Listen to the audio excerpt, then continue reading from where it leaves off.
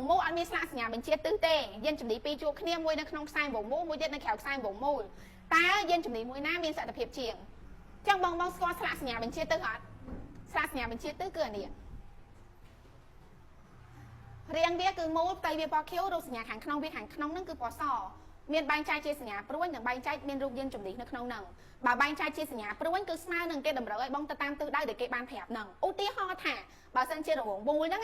វាមានស្លាកសញ្ញាបញ្ជាទិសបែបនេះគឺស្មើនឹងបងត្រូវទុកសិតឲ្យអ្នកនៅក្នុងរង្វង់មូលគាត់មានសិតទៅមុន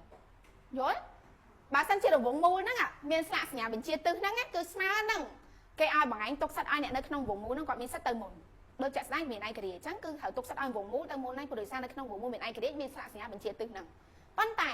រង្វង់មូលខ្លះទៀតគឺមិនមានស្លាកសញ្ញាបញ្ជាទិសទេអញ្ចឹងតើបងត្រូវទុកសិតឲ្យខាងណាគេទៅមុនគេសួរអញ្ចឹងព្រោះនៅក្នុងសំណួរគេសួរថាបើរង្វង់មូលហ្នឹងមិនមានស្លាកសញ្ញាបញ្ជាទិសជាសញ្ញាព្រួញពណ៌ខៀវហ្នឹងទេតើអ្នកបើកបរត្រូវទុកសិតឲ្យយានណាទៅមុនទី1គឺគេទុកសិតឲ្យយាននៅក្នុងខ្សែរង្វង់មូលទៅមុនទី2ទុកសិតឲ្យយានមកពីផ្លូវសេដែលចិត្តដើមរង្វង់មូលទៅមុនហើយនឹងទី3ត្រូវទុកសិតយានមកពីស្នាមដៃទៅមុនអញ្ចឹងបងសាកសម័យមើលបងទុកសិតឲ្យឡើងណាទៅមុនបើសិនរង្វង់មូលនោះអត់មានស្លាកសញ្ញាបញ្ជាទិស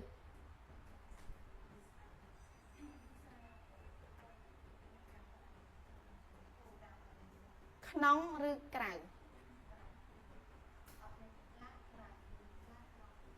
អត់មានផ្លាកក្រៅ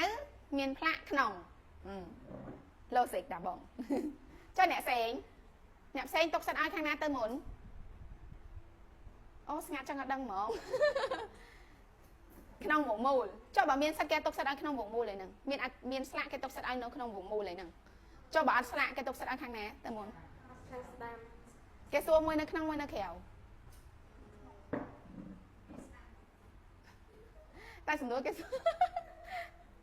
រមួយនៅក្នុងមួយនៅក្រៅចម្លើយគឺខ្ញុំបញ្យល់បងចេះឥឡូវចេះវិញបាច់មកនេះវាអាចពិបាកយល់បងស្គាល់វងមូលមានឯករាជ្យទេណាឥឡូវចាត់ទៅវងមូលមានឯករាជ្យហ្នឹងយើងអត់មានស្លាកសញ្ញាបញ្ជាទិសហ្នឹងឯងហើយរង្វង់មូលវាមានឯករាជ្យមានច្រកចូលហ្មងទាំងអស់វត្តលង្កាចកាមនកោះពេជ្រហើយនិងវត្តភ្នំត្រូវទេ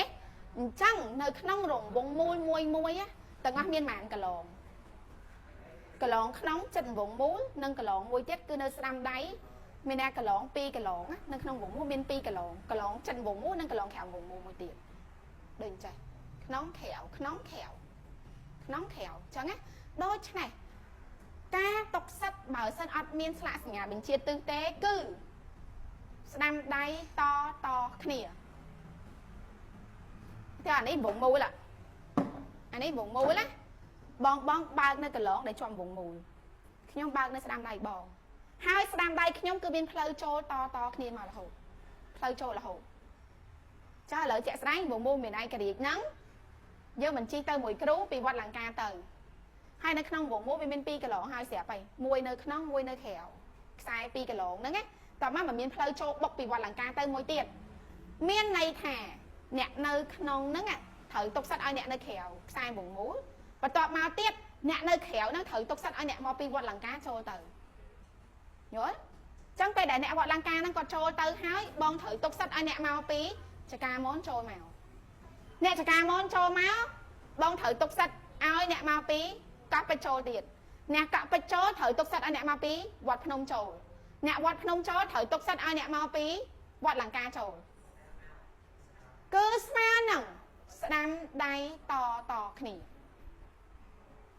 បើសិនជាផ្លូវនឹងអត់មានស្លាកសញ្ញាបញ្ជាទិសជាអានេះតែរហងៃនៅក្នុងវងមូលមានឯករាជ្យមានអាហ្នឹងណាចឹងបើបងឯងជីពីចកាមនណាបុកឡើងទៅវងមូលមានឯករាជ្យគឺនឹងមានស្លាកនេះផ្លូវបាត់សិតនៅត្រង់រង្វង់មូលមានន័យថាអ្នកមកពីចកាមនហ្នឹងទៅដល់វងមូលហ្នឹងគាត់បាត់សិតហើយចឹងគាត់ត្រូវឈប់ព្រោះគេមានខ្សែកាត់តតឹងផ្លូវដាច់មុនចូលដល់យានមុនចូលដល់វងមូលគឺមានគំនូសកាត់តតឹងពួកគាត់ដាច់ហ្នឹងបងត្រូវឈប់មុខហ្នឹងហើយឲ្យអ្នកនៅក្នុងវងមូលគាត់ទៅសិនទៅឲ្យអស់ទៅបងអាចចូលទៅក្នុងវងមូលហ្នឹងបានពីព្រោះនៅស្ដាំដៃពួកបងមកពីចកាមនហ្នឹងមានស្លាកនេះដែលគេហៅថាផ្លូវបាត់សិតនៅត្រង់រង្វង់មូលចឹងមានថាផ្លូវខ្ញុំហ្នឹង បាត់សិតហើយសិតរបស់ខ្ញុំឲ្យអ្នកនៅក្នុងវងមូគាត់មានសិតទៅមុនតើតអ្នកវងមូហ្នឹងគាត់ទៅអស់ទៅខ្ញុំអាចចូលទៅក្នុងវងមូហ្នឹងបានយល់អត់វាខុសពីរង្វង់មូដែលអត់មានស្លាកបញ្ជាបើអត់មានស្លាកបញ្ជាមានតែយើងត្រូវទុកសិតឲ្យស្ដាំដៃតគ្នាបើស្ដាំដៃចូលមកនោះអត់មានឡានមានម៉ូតូទេមានតែអ្នកវងមូហ្នឹងគាត់ទៅតែបើមានយើងត្រូវទុកសិតស្ដាំដៃតអញ្ចឹងទៅយល់នៅច្បាស់ហើយណាបងចង់ដឹងណាចេញពីសាលាជិះទៅដល់កន្លែងស្តុំចកាមកឡើងទៅមានឯកគ្រីហ្នឹងបងមើលឃើញអញ្ចឹងហើយប៉ុន្តែយើងរងថ្ងៃយើងឃើញថាទោះបីមានស្លាកនេះក៏ដោយក៏អ្នកមកពីចកាមកនៅតែហូរទៅដែរដោយសារអីគាត់អត់តន់យល់អត្តន័យរបស់ហ្នឹងត្រូវគេបង 100%